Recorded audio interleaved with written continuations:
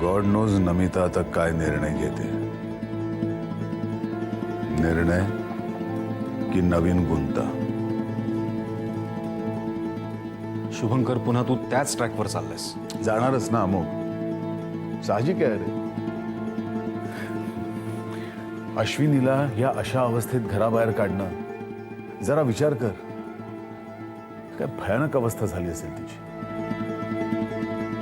Amok, तू स्वतःला अश्विनीच्या जागी ठेवून बघ, म्हणजे कळेल तुला. तू स्वतःला नमिताच्या जागी ठेवून विचार करणार नाहीच आहेस का? अरे यावेळी तिचं पॉझिटिव्ह होणं, बाळाच्या सुखात कोणीही वाटेकरी नकोय म्हणणं नॅचरल नाहीये का? परफेक्टली नॅचरल आहे, मान्य आहे मला, मी नाकारत नाहीच आहे.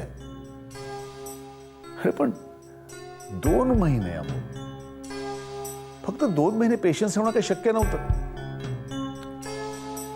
अरे बाकी सगळं जाऊ दे, ही साधी माणुसकी होती यार. बरोबर आहे.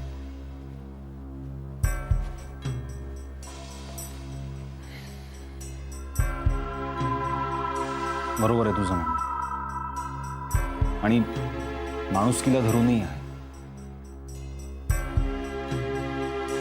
पण शुभंकर, तू केवळ एक चांगला माणूसच नाही, तर चांगला नवराही आहेस आणि एक चांगला बापही होणार आहेस. आणि म्हणून मला असं वाटतं की अशा वेळी इमोशनल होण्यापेक्षा प्रॅक्टिकली विचार करायला हवा. जसं अश्विनीने या घरासाठी केलं, तसं नमितानेही केलं आहे. इतकी वर्ष आपलं मनातलं दुःख चेहऱ्यावर न आणता ती या घरासाठी सगळं करते. तिच्याप्रती तुझ्या काही जबाबदाऱ्या आहेत की नाही? हे बघ शुभंकर, अश्विनीच्या बाबतीत सगळंच तुझ्या हाताबाहेर गेलं. नमिताच्या बाबतीत ते होऊ देऊ नकोस.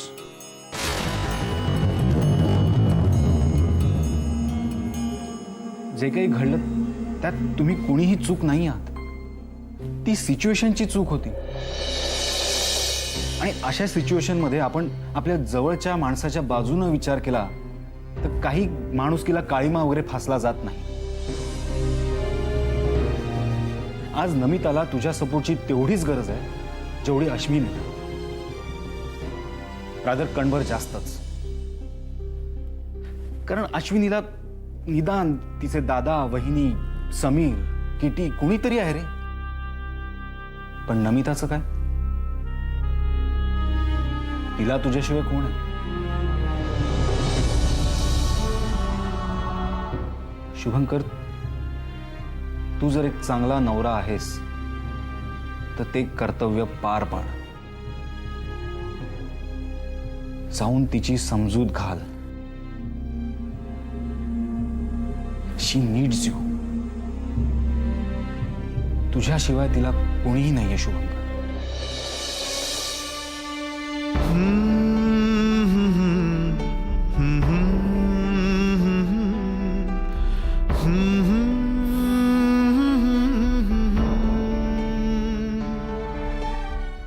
थँक्स.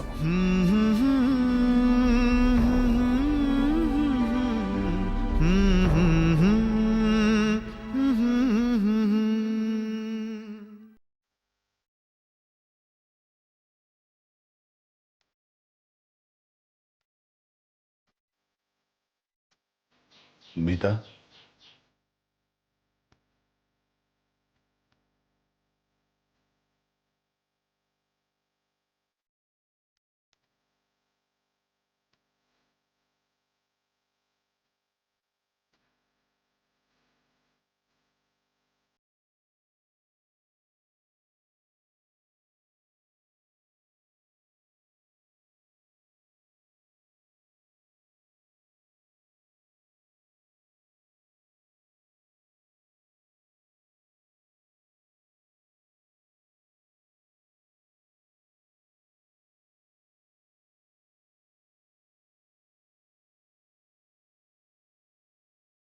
मीता,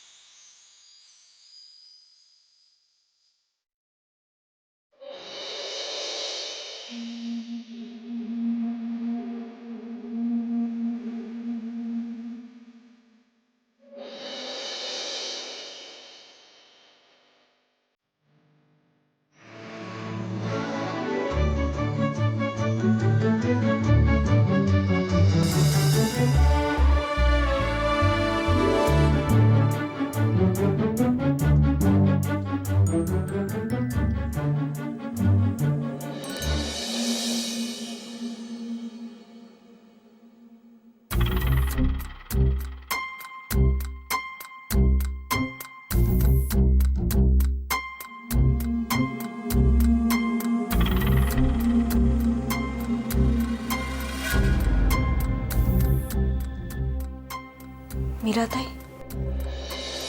अरे अश्विनी, अचानक कशी आलीस? यावं लागलं.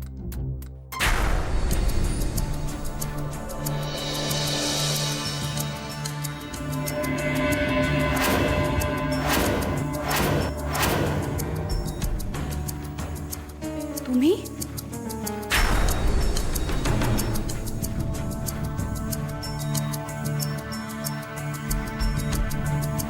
काय झालंय?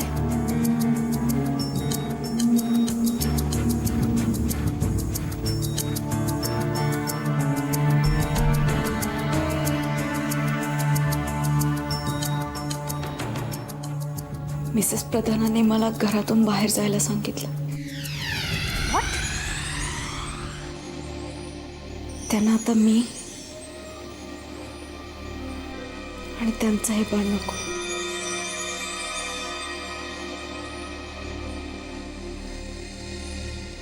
पण दादा, त्यांचीही या सगळ्याला संमती आहे.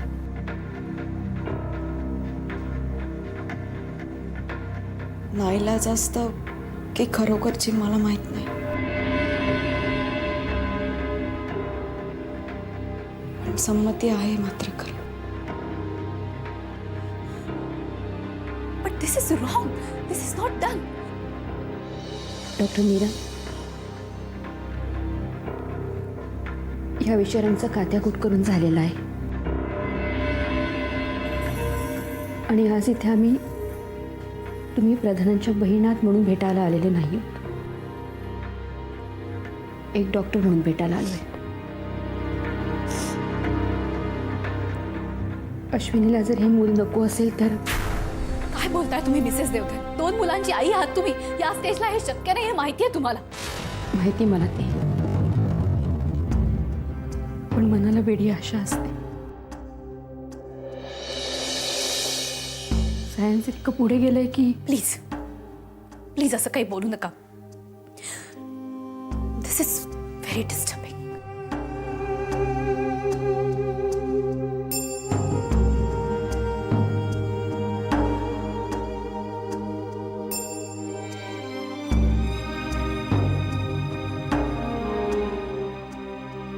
एक गोष्ट करू शकतो आपण.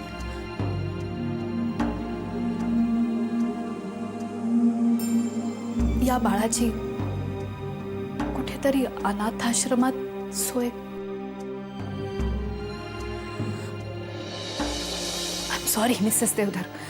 नमिता आणि शुभंकरनी जे काही केलंय ना ते मला आत्ता कळतंय तुमच्याकडून आणि मी खूप डिस्टर्ब झाले या सगळ्यांनी.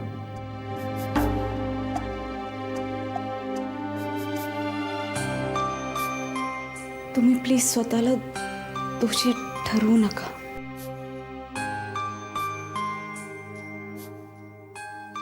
मला माहिती आहे हे सगळं सांगितल्यानंतर तुम्हाला जरी काही करायची इच्छा असेल तरी तुम्ही काही करू शकणार नाही.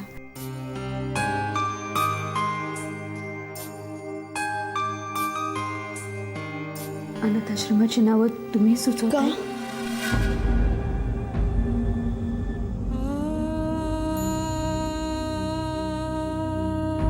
या बाळाने अनाथाश्रमात का वाढावं?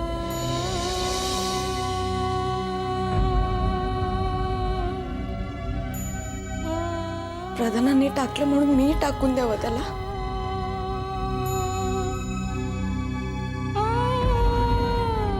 शेवटी ते माझं बाळ आहे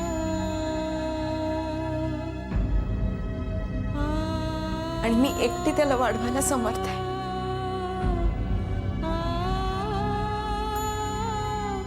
ते अनाथ नाही.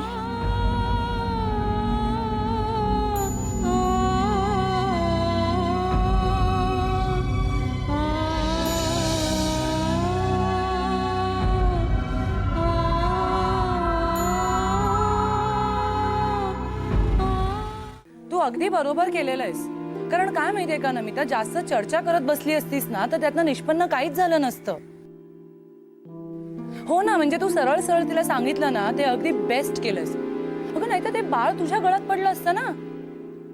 अगं पण शुभूला यातलं काहीच पटलेलं नाहीये. त्याला खूप वाईट वाटलं.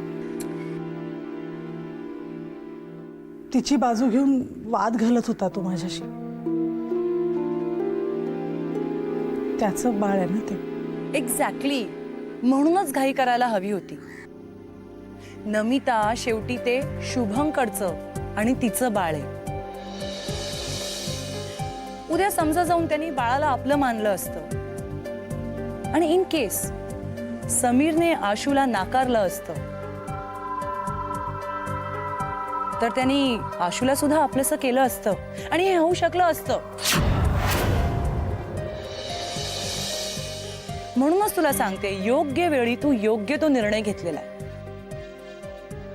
हा, आता शुभंकर थोडीशी चिडचिड करेल, रागराग करेल, पण तू शांत राहा. पण भावनेच्या आहारी जाऊन तू तुझा निर्णय बदलू नकोस. पुढे जाऊन तुला पश्चाताप होईल याचा. नाही वर्षा, आता कुठल्याही परिस्थितीत माझ्या बाळाखेरीज इतर कोणालाही आमच्या घरात जागा नाही. आता फक्त मी, माझं बाळ आणि शुभंकर.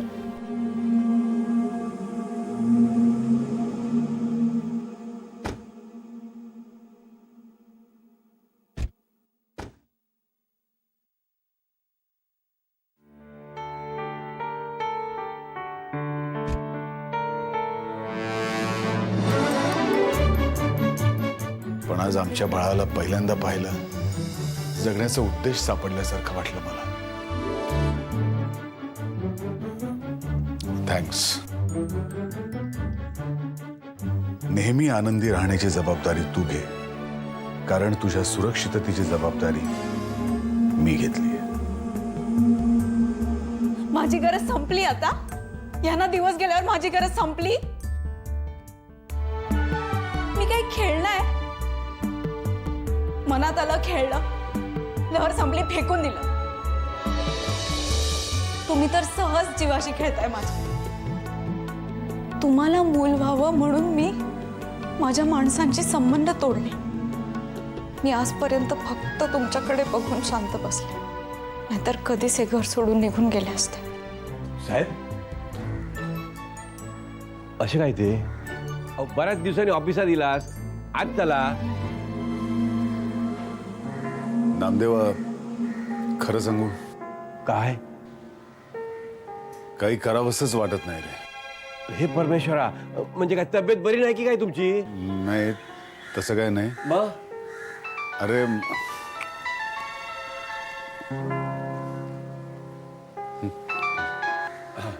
हॅलो. अरे कॉन्फरन्स संपली माझी आजच, म्हणून फोन केला मी तुला. आयोजक म्हणत होते की तुम्ही एक दिवस थांबा, आपण साईट सीइंग करू. पण मी म्हटलं माझ्या 2 लेकी 2 जीवांच्या आहेत, मला जायलाच हवं मुंबईला. शुभंकर,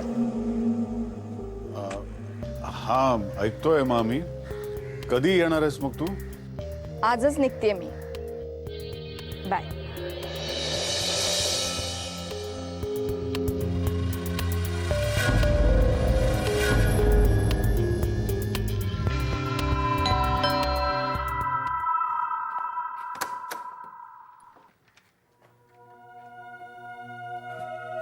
मीरा,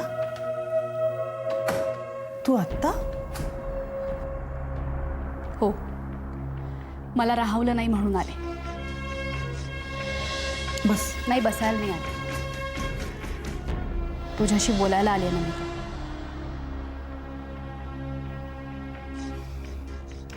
मीरा, चेकअपसाठी किंवा तत्सम काही सल्ला द्यायला आली असलीस तर मी तुला आधीच सांगते, मी माझा निर्णय बदललेला नाही. सो प्लीज तू मला कन्व्हिन्स करू नकोस. त्यासाठी नाही आले. तुझे निर्णय घ्यायला तू स्वतंत्र आहेस. पण अश्विनीच्या बाबतीत तुम्ही जे काही केलंय त्याचं समर्थन होऊच शकत नाही. अश्विनी देवधर हा सुद्धा चॅप्टर क्लोज केला आहे. ज्या मुलींनी पैशात मोजता येणार नाही अशी रिस्क घेतली तुमच्यासाठी, तिच्या अशा आडनिड्या अवस्थेत तडकाफडकी तुम्ही तिला घराबाहेर काढलं. ऐकून सुद्धा माझी मान शर्मेनी खाली गेली. माझी माणसं असं वागू शकतात? तुझी माणसं तर अजूनही चुकीचीच वागतायत आणि त्यांच्याबद्दलचे निर्णय तूच घेतेस आत्तापर्यंत. त्यात आम्ही कधीच ढवळाढवळ केलेली नाही. हा आमचा निर्णय आहे. आता तो चूक आहे का बरोबर ह्याचा न्याय इतरांनी कोणीही केलेला मला आवडणार नाही.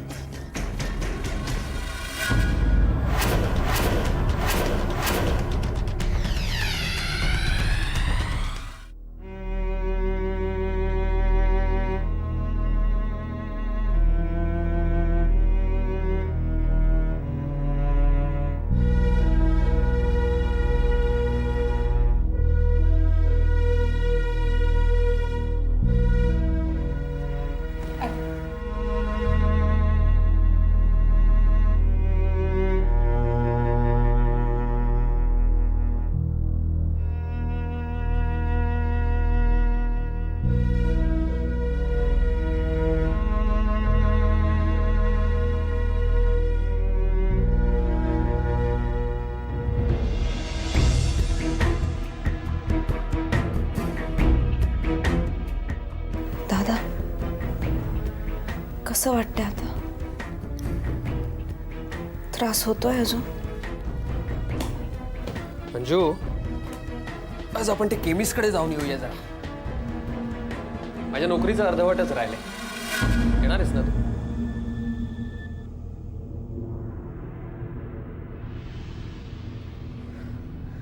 अहो काय हे, चूक झाली आहे तिची.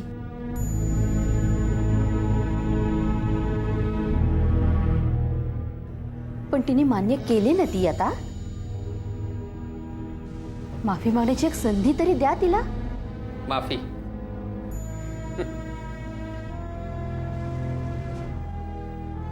मी कोण माफ करणार? मी तर एक निकम्मा माणूस. पाहतेस ना माझी नोकरी वाचवण्यासाठी हिला काय काय करावं लागलंय ते. दादा प्लीज असं बोलू नकोस. डोळे मिटून विश्वास ठेवला हिच्यावर. तू सांगत होतीस ही खोटं बोलतेय तरी हिची बाजू घेत राहिलो. हिच्या पायी ते होळकरशी भांडलो मी. कधी कुठल्या गोष्टीला नाही म्हटलं नाही. आणि या विश्वासाचा असा गैरफायदा घेतलाय.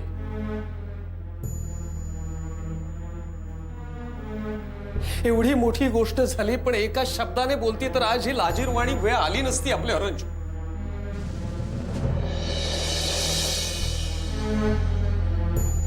एका शब्दाने जरी कल्पना दिली असती नाही तरी मरण पत्करलं असतं, पण हिला असं नसतं करून दिलं.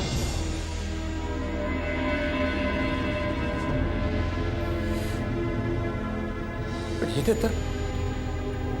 हिने तर जिवंतपणेच मरण लिहून ठेवलंय माझ्या कपाळावर.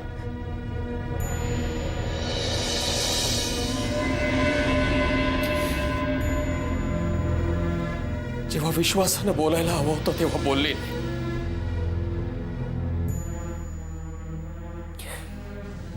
आता बोलण्यासारखं मुळी काही शिल्लकच राहिलेलं नाही.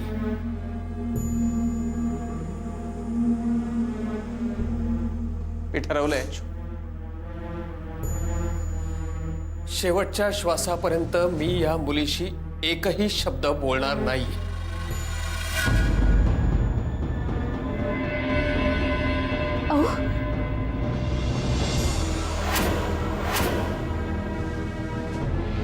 विषय संपला.